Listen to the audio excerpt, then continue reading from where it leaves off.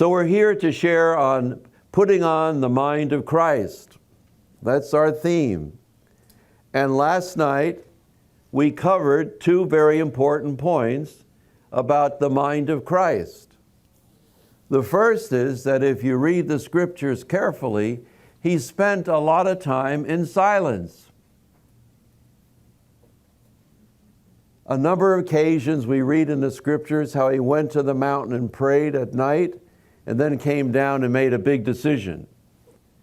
But I have a funny idea that he did that quite often. That when the day was done and the disciples settled down, he went off by himself to have some time with his Father, so he had more time to be true to finding out what the will of the Father was for him. From my perspective, it was a revelation to Jesus. Jesus didn't come knowing what was going to happen. He emptied himself of his divinity, not that he'd stopped being divine, and entered fully into becoming a human being. Therefore, when he went about what he was doing, he was, in a certain sense, celebrating the marvelous gift that we celebrate, and that's trust. I don't think we have much problems with our faith. We might have some disagreements, but we won't have any problems with our faith. I don't think we have any problems understanding we're supposed to be loving. But trust is hard, especially when we move into new territory, because we like the comfort of knowing exactly what's going to happen. Do I get an amen? Amen. And so in many ways, he had a trust too.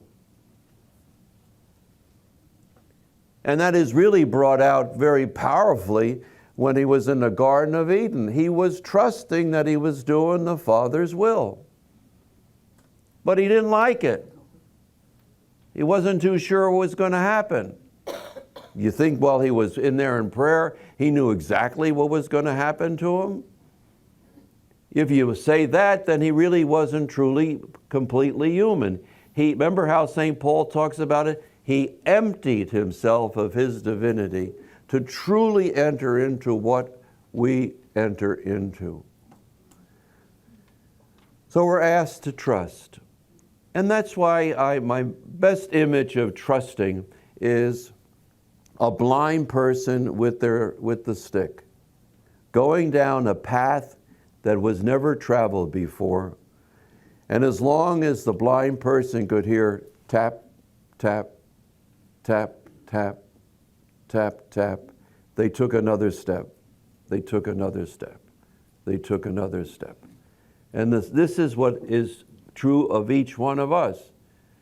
Tap, tap. We take another step each day. And the way that the courage to do that takes place is when you have time for prayer. And Jesus' mind of Christ is he made time for prayer, especially silent time. You need a relationship. In the Roman Catholic Catechism that came out, listen, the best way I speak is Catholicity, okay? So I can't do methodology or epistemology or presbytology. So take it and then translate it, okay? But in the Roman Catholic Catechism, which came out in 1995, they had 4 sections. They had the creed, and then the commandments, and then the sacraments, and then they had prayer. What was prayer doing at the end? And they kind of covered their tracks with the first paragraph that says, if you're truly going to believe, if you're truly going to follow the commandments, if you truly are going to enter into the ritual of the sacramental life of the church, then you must have a relationship. You must have a relationship with Christ and God. And then it said something very beautiful. Prayer is that relationship. That's the way we bring it to the table. And so Jesus going off in silence was a message to us. His mindset was he prayed. He prayed because he could not continue all the work he had to do unless he had the help of his Father and of the Spirit. Does it make sense? Why don't we celebrate that more in our lives? We usually pray after we mess things up. But we don't pray in the beginning. I can see by your reactions you know exactly what I mean. My favorite story about that, and you're going to get a lot of stories, so please forgive me. I don't think you mind. Years ago when I was playing golf, I would go down a public course in Newark, Weequahic section of Newark, and I'm from New Jersey, born in New York. And I would team up. We have any golfers here? God bless you. Seriously, that is truly true penance. They think we're having a good time. We're not having a good time. The ball doesn't move. No one talks to us. We can't even get it where we want it to go. So it's talk about humiliation. It's there.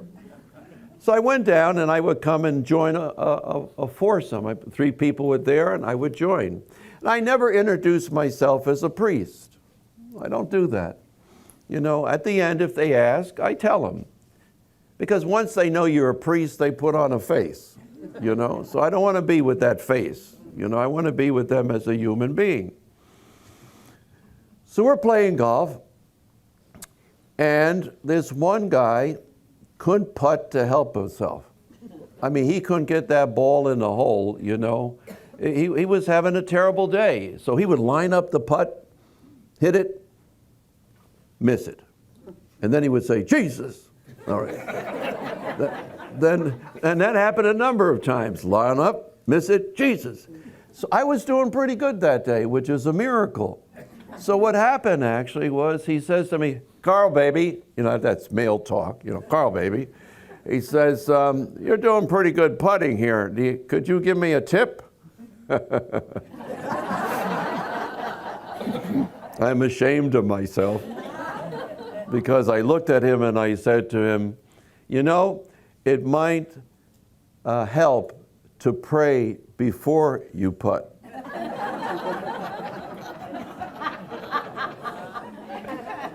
He didn't talk to me for the rest of... He didn't want to hear that. But I could say that to you.